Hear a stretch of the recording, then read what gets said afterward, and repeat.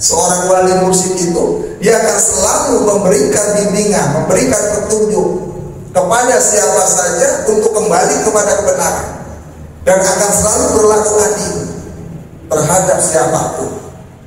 Ini wali mursyid, dan ini masuk ke dalam kategori ummatun yahduna bil haq. Dia ajak kepada kebenaran la ilaha illallah supaya selamat hidupnya. Dia ahli maksiat, diajak kenal Allah dan dijauhi dan malah dibenci. Apa makna liya'budun? Liya'budun ay liya'rifun. Arti daripada liya'budun supaya beribadah menyembah kepadaku adalah liya'rifun, supaya mengenalku. Jadi wa ma khalaqtul jinna wal insa illa liya'budun, tidaklah aku ciptakan jin dan manusia melainkan supaya mereka mengenalku, mereka makrifat kepadaku. Itu tujuan Allah menciptakan manusia. Jadi liya'budun ay liya'budun, supaya mereka makrifat, kenal kepadaku. Mengapa? Faman lam ya'rifu kaifa ya'budu. Sebab barang siapa yang tidak mengenal Allah, kaifa ya'budu, bagaimana mungkin ia bisa menyembah Allah Subhanahu wa taala. Makanya orang yang sudah ma'rifah secara khusus ini, setiap kali melihat ciptaan Allah, maka dia akan kontak dengan Allah. Dia lihat alam, hatinya langsung ingat kepada penciptanya. Dia melihat makhluk, dia tidak terpukul dengan makhluknya, tapi dia langsung ingat kepada penciptanya. Jadi yang disebut melihat Allah dalam segala sesuatu itu. Jadi bukan kita lihat, bukan, tapi melihat. Setiap kali melihat ciptaan Allah, maka kalbu kita akan senantiasa terhubung dengan Allah, ingat Allah. Assalamualaikum warahmatullahi wabarakatuh. Alhamdulillahi rabbil alamin, wa bihi nasta'in ala umuri dunya waddin. Wassalatu wassalamu ala asyrafil anbiya'i wal mursalin, sayyidina wa maulana Muhammadin wa ala alihi wa sahbihi ajma'in, amma ba'du. Ila khadratin nabiyyi Mustafa Muhammadin sallallahu alaihi wasallam wa ala alihi wa ashabihi wa azwajihi wa dhurriyyatihi wa ahli baitihi ajma'in, sya'ul lahum al-Fatihah.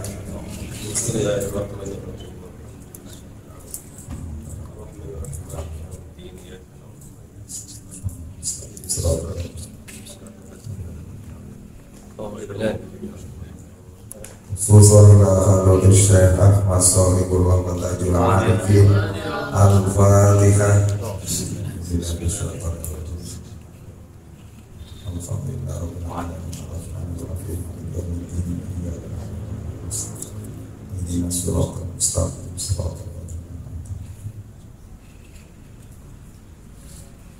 Mari sama-sama kita awali taklim kita dengan bacaan doa. Bismillahirrahmanirrahim. Bismillahirrahmanirrahim. Allahu hadiri, Allahu hadiri, Allahu nadiri, Allahu nadiri, Allahu syahidun alayya, Allahu syahidun alayya, Allahu ma'i, Allahu ma'i, Allahu mu'ini, Allahu mu'ini, wallahu bi kulli syai'in muhit. Allahu kulli syai'in muhit. Rabbi zidni ilman nafi'a, Rabbi zidni ilman nafi'a, warzuqni fahman wasi'a, warzuqni fahman wasi'a, birahmatika ya arhamar rahimin. birahmatika ya arhamar rahimin.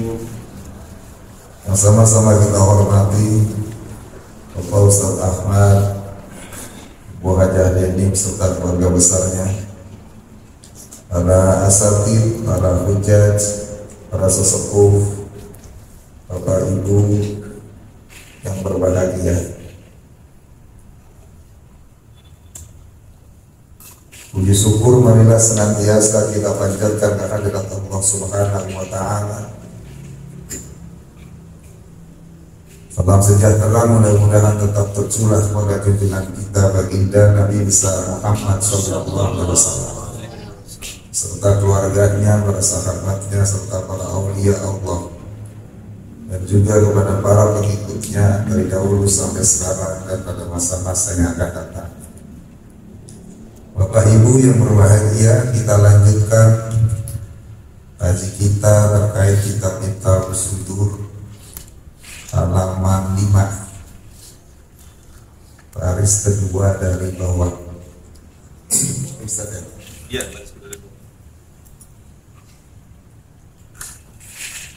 Bismillahirrahmanirrahim. Qala Syekhul Musannif rahimahullahu ta'ala wa ghafara lahu wa liwalidayhi wa limasyayikhihi amin. Fa nabiyyukum muntadirun mahmumun li ajlikum.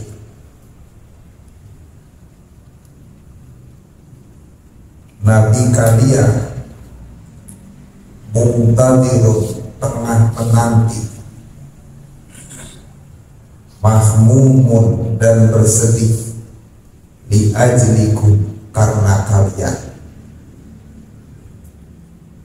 Pada pertemuan yang lalu kita telah membahas bahwa guru kita Syekh Ahmad Shoribul Wafatajul Arifin mengajak kepada para ikhwan agar sadar dan segera menuju ampunan Allah Subhanahu wa Ta'ala dengan cara bertobat bersama rombongan rohani. Ini sudah kita bahas pada pertemuan yang lalu. Mengapa guru kita mengajak kita agar segera menuju ampunan Allah? Hal ini karena jalan menuju Allah sebentar lagi akan terputus dengan kematian, dan tidak ada teman yang akan mau menemani ke alam akhirat. Selanjutnya juga dijelaskan bahwa hidup di dunia yang sangat singkat ini jangan digunakan hanya untuk berpangku tangan, duduk-duduk manis berpangku tangan hanya untuk sekedar makan, minum, dan memuaskan keinginan nafsu. Tapi hidup di dunia ini harus diisi dengan amal, harus diisi dengan kerja keras agar tercapai kebahagiaan di dunia wal akhirah. Nah, selanjutnya alasan bahwa kita harus segera menuju ampunan Allah, jangan bersantai-santai dalam kehidupan ini, adalah karena Nabi kita baginda Muhammad SAW itu tengah menanti kita dan bersedih karena kita. Itu begitu cintanya Rasulullah kepada umatnya. Yang diingat oleh Rasul bukan keluarga, anak keturunannya, tapi umatnya.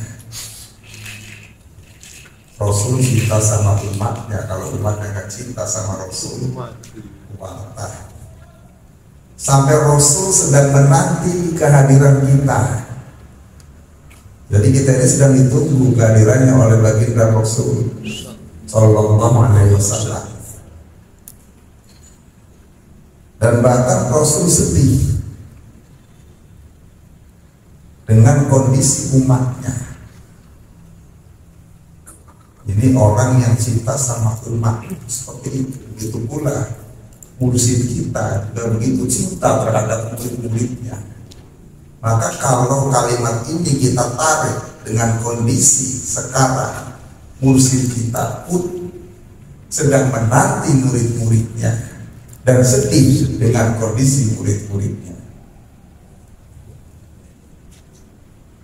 Rasulullah Sallallahu Alaihi Wasallam bersabda, qala Nabi Sallallahu Alaihi Wasallam, Nabi Sallallahu Alaihi Wasallam bersabda, "Humni li ajli ummati alladzina fi akhir zaman." Humni, kesedihanku, li ajli ummati, karena umatku, alladzina fi akhir zaman, yang hidup di akhir zaman. Ini hadis Rasul. Mengapa Rasulullah Sallallahu Alaihi Wasallam sedih terhadap kondisi umatnya yang hidup di akhir zaman? Syekh Ahmad Shahibul Wafat Tajul Arifin menjelaskan, kata beliau, li anna ummatahu sataftariqu ala salasatin wa sab'ina firqatan. Nabi kita, Nabi Muhammad Sallallahu Alaihi Wasallam sedih dengan kondisi umatnya yang hidup di akhir zaman, karena li anna ummatahu, karena sesungguhnya umat beliau, umat Nabi, sataftariqu, akan bercerai-berai ala salasatin wa sab'ina firqatan, menjadi 73 golongan. Makanya Rasul sedih karena umatnya sepeninggal Rasul akan terpecah belah, bercerai-berai menjadi 73 golongan. Begitu cintanya Rasul sama umatnya. Lagi-lagi kalau kita tarik dengan kondisi kita sama. Guru kita sedih melihat kondisi muridnya. Mengapa? Karena sepeninggal beliau ternyata terpecah belah, tidak mau mengamalkan wasiat beliau, yakni wa'tasimu bihablillah. Ini wasiat beliau, berpegang teguhlah dengan tali agama Allah. Ini wasiat beliau, wasiat guru kita. Sebagai murid wajib melaksanakan wasiat guru.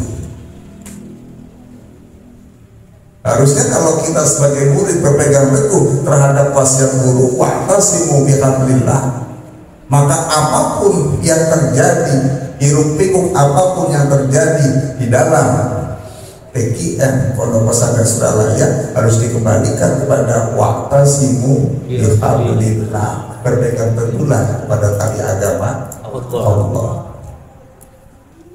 Dalam hal ini adalah tanbih. Karena tanbih itu merupakan uraian daripada Al-Quran dan Sunnah. Pegangan kita kan tanbih, bukan malah memisahkan diri dengan membentuk musik baru. Ini padahal talqin dan lain sebagainya. Jadi ini nggak mengamalkan wasiat daripada gurunya. Itu kalau kita tarik kalimat yang ada dalam Miftahus Sudur, kesedihan Rasulullah, kita tarik dalam kondisi sekarang, kesedihan guru kita. Jadi 73 golongan. Wa an Abdullah bin Zaid an Abdullah bin Umar radhiyallahu anhuma qala Rasulullah sallallahu alaihi wasallam, inna bani Israila iftaraku ala ihda wa sab'ina firqatan kulluha finnari illa wahidatan wa sataftariqu ummati ala salasatin wa sab'ina firqatan kulluha finnari illa wahidatan. Qalu wa ma tilkal wahidatu qala man kana ala misli ma ana alaihi wa ashabi.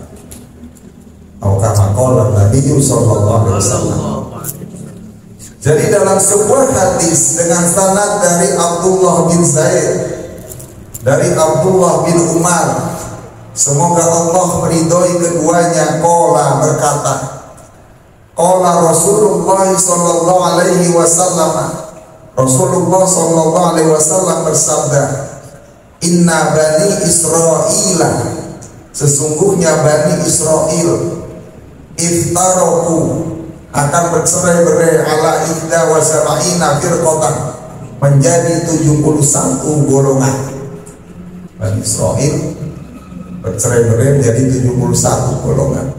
Kulluha finnar, semuanya masuk neraka, illa wahidatan, kecuali satu. Wasataftariku ummati, dan umatku, kata baginda Rasul, akan bercerai-berai ala salasati wa sab'ina firqatan, menjadi 73 golongan. Kulluha finnar, semuanya masuk neraka, illa wahidatan, kecuali satu. Qalu, para sahabat bertanya, wa ma tilkal wahidah, siapa yang satu golongan itu ya Rasulullah? Qala, Nabi menjawab, man kana ala misli ma ana alaihi wa ashabi. Yang satu golongan itu adalah orang yang berada di atas jalan yang ditempuh oleh saya dan ditempuh oleh para sahabatku, kata Rasul. Jadi Rasul nggak jelasin 73 golongan itu siapa, aja nggak jelasin. Tapi ketika sahabat nanya, siapa yang satu golongan yang selamat itu wahai Rasulullah, kata Rasul, yang satu golongan itu adalah orang yang berada di atas jalan yang ditempuh oleh aku, kata Rasul, dan juga ditempuh oleh para sahabatku. Apa jalan yang ditempuh oleh Rasulullah dan para sahabatnya? Jalan itu adalah la ilaha illallah. Dan dulu waktu pembahasan yang lalu kita sudah membahas tentang perintah Allah kepada Rasul, qul hadihi sabili, katakanlah wahai Muhammad, inilah jalan. Jadi yang dimaksud inilah jalanku adalah jalan kalimat tauhid la ilaha illallah. Jadi orang yang selamat, yang masuk golongan, yang termasuk golongan yang berada di atas jalan Rasul dan jalan yang ditempuh oleh para sahabat Rasul adalah golongan manusia yang hidupnya senantiasa berada di atas garis la ilaha illallah, tauhid. Gak ada Tuhan yang berhak disembah selain Allah, gak ada yang dicintai selain Allah, nggak ada yang didamba selain Allah, nggak ada tempat bersandar selain Allah. Itu la ilaha illallah. Jadi orang yang istiqomah mengamalkan, mengamankan dan melestarikan la ilaha illallah, inilah orang yang masuk dalam golongan orang yang berada di atas jalan yang ditempuh oleh Rasul dan ditempuh oleh para sahabat Rasul. Maka konsekuensi daripada mengamalkan kalimat la ilaha illallah, dia akan menjadi orang yang ikhlas, terbebas dari berbagai bentuk kemusyrikan, ikhlas di dalam beramal, ikhlas di dalam beraktivitas, ikhlas di dalam beribadah, dalam segala hal ikhlas. Dan ukuran ikhlas itu adalah ilahi anta maksudi waridoka madlubi. Itu ukuran ikhlas itu. Jadi kalau kita ngaku ikhlas tapi ternyata tujuan kita bukan Allah, yang dicari bukan ridho Allah, ini pengakuan ikhlas yang palsu. Makanya guru kita ngajarin ikhlas itu patokannya. Yang dituju adalah Allah, yang dicari adalah ridho Allah. Itu orang yang ikhlas. Dan mudah-mudahan kita termasuk dalam golongan yang satu, yang selamat. Orang yang hidup berada di atas jalan la ilaha illallah, yang mau istiqomah mengamalkan, istiqomah mengamankan, dan istiqomah melestarikan la ilaha illallah. Karena untuk menjadi istiqomah mengamalkan, melestarikan la ilaha illallah, apalagi dalam kondisi sekarang ini berat. La ilaha illallah banyak kan hanya di lisan, tapi dalam prakteknya godaannya luar biasa. Kadang-kadang kita kerja bukan karena Allah, tapi karena disiplinnya, karena atasan. Biasanya begitu. Tapi orang yang sudah la ilaha illallah, ketika dia bekerja, sumber disiplinnya adalah Allah, sumber tanggung jawabnya adalah Allah. Bukan karena atasan, bukan karena orang. Kadang-kadang kita yang dijadikan sumber tanggung jawab manusia, yang dijadikan sumber disiplin manusia. Kalau nggak ada atasan, nggak disiplin,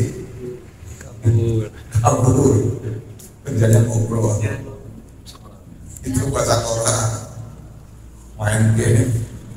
Tapi kalau sumber disiplinnya Allah, ada atasan nggak ada atasan, dia tetap disiplin, dia akan bekerja secara maksimal. Itulah orang yang memahami la ilaha illallah. Dan ini yang diajarkan oleh guru kita. Jadi guru kita ini luar biasa mendidik kita agar menjadi orang-orang yang serba maksimal di dalam beramal, baik dan maksimal. Seperti yang kemarin kita jelaskan kalau kajian fikih, bahwa Islam itu mengajarkan kita untuk selalu berbuat baik plus maksimal. Kata Allah, apa kemarin hadisnya? Innallaha katabal ihsana ala kulli syai'. Sesungguhnya Allah mewajibkan berlaku ihsan dalam segala hal. Qala Allah Ta'ala, Allah Subhanahu wa taala berfirman, wa mimman khalaqna ummatun yahduna bil haqqi wa bihi ya'dilun. Surah Al-A'raf ayat 181. Wa mimman khalaqna, dan di antara orang-orang yang telah kami ciptakan, ummatun, ada satu umat, yahduna, yang memberikan petunjuk bil haqqi dengan kebenaran, wabihi, dan dengan kebenaran itu ya'dilun, mereka berlaku adil. Ini umat Rasulullah SAW. Jadi umat Rasul ada segolongan umat yang senantiasa memberikan petunjuk kepada kebenaran.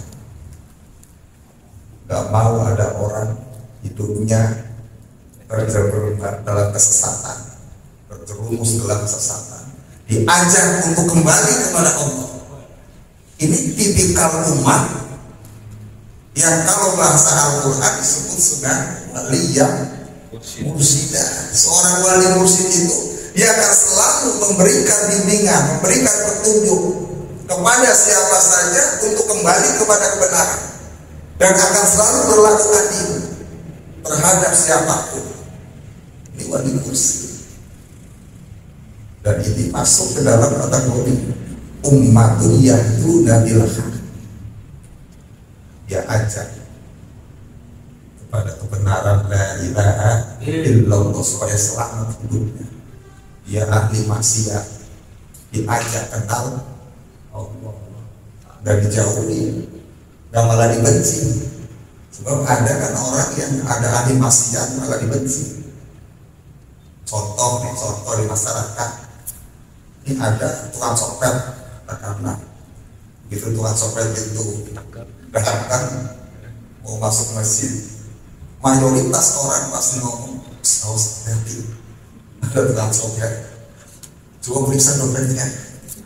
Kalau seorang muslim begitu, dia seorang ahli maksiat, dia rangkul supaya dia mau kembali kepada Allah. Ya berikan petunjuk, ya bimbing supaya orang itu kenal Allah dan mau bertobat. Itu bedanya musik dengan orang-orang yang kita. Kalau kita orang maksiat malah kita benci, ya kan? Makanya mudah-mudahan kita bisa mencontoh akhlak guru musik kita. Kita rangkul orang-orang yang jauh dari Allah supaya dekat dengan Allah, yang nggak kenal Allah supaya kenal dengan Allah. Kita tiru akhlak guru musik kita. Jadi senantiasa kita berdakwah menjadi golongan umat yang selalu memberikan petunjuk dengan kebenaran, dan dengan kebenaran itu mereka berlaku adil.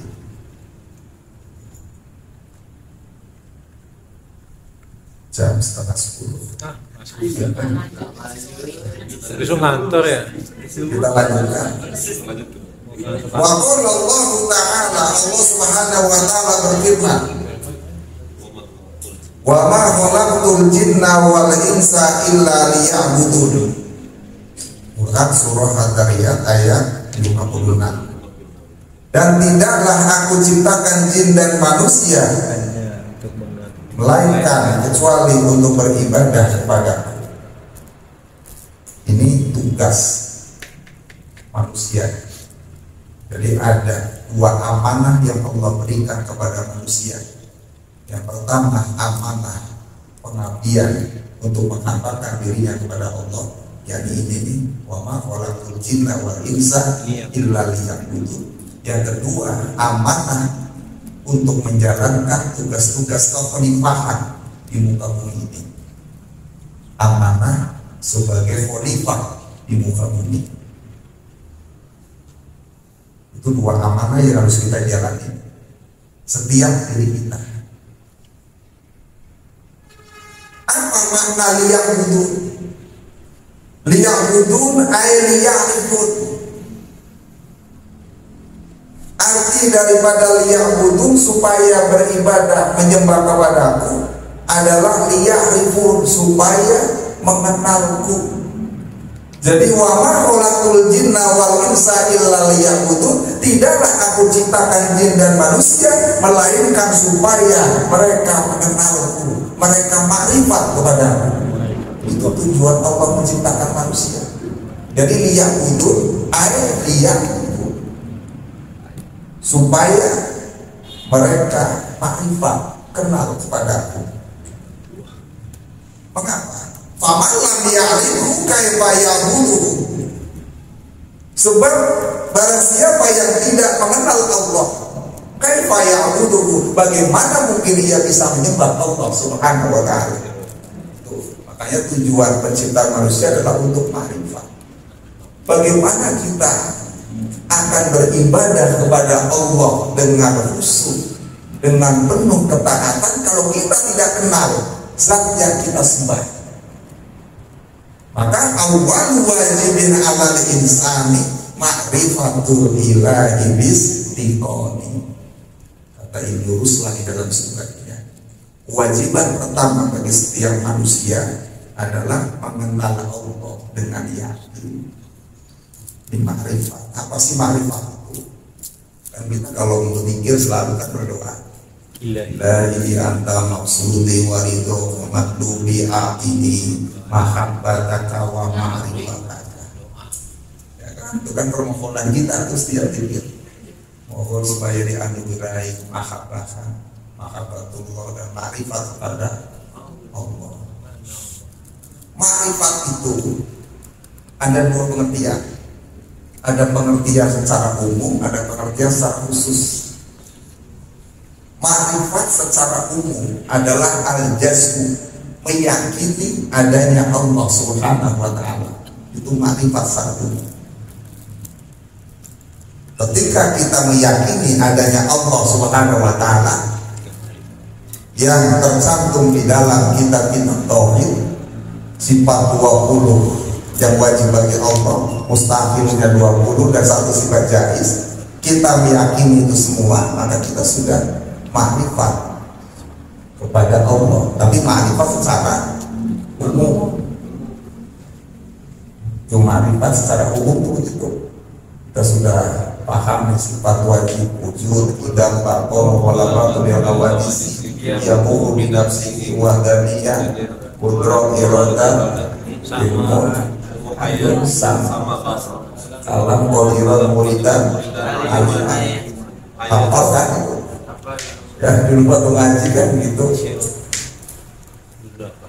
Pak Arif pasti ingat. Saya kenalin lupa dari rumah kenalin. Pak Arif, beliau alumni Suryalaya. Waktu saya di Alia, beliau di SMP. Dia tinggal di Aspi. Nah, beliau itu di majelis ini sebenarnya sudah nggak asing. Wajah ini mungkin lupa. Waktu almarhum Bapak Jedindos masih ada, beliau sering ada di sini sama orang tuanya di bawah.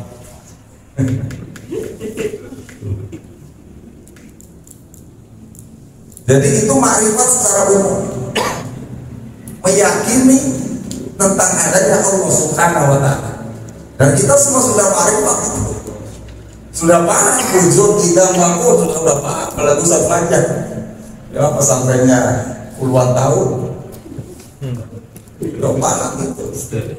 Di Fayatul Awam udah petang.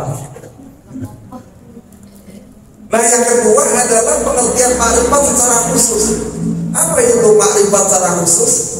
Ma'rifat secara khusus adalah cahaya Allah yang dimasukkan ke dalam qalbu hambanya sebagai anugerah dari Allah, sehingga dengan cahaya itu maka si hamba tersebut bisa menyaksikan Allah dalam setiap sesuatu.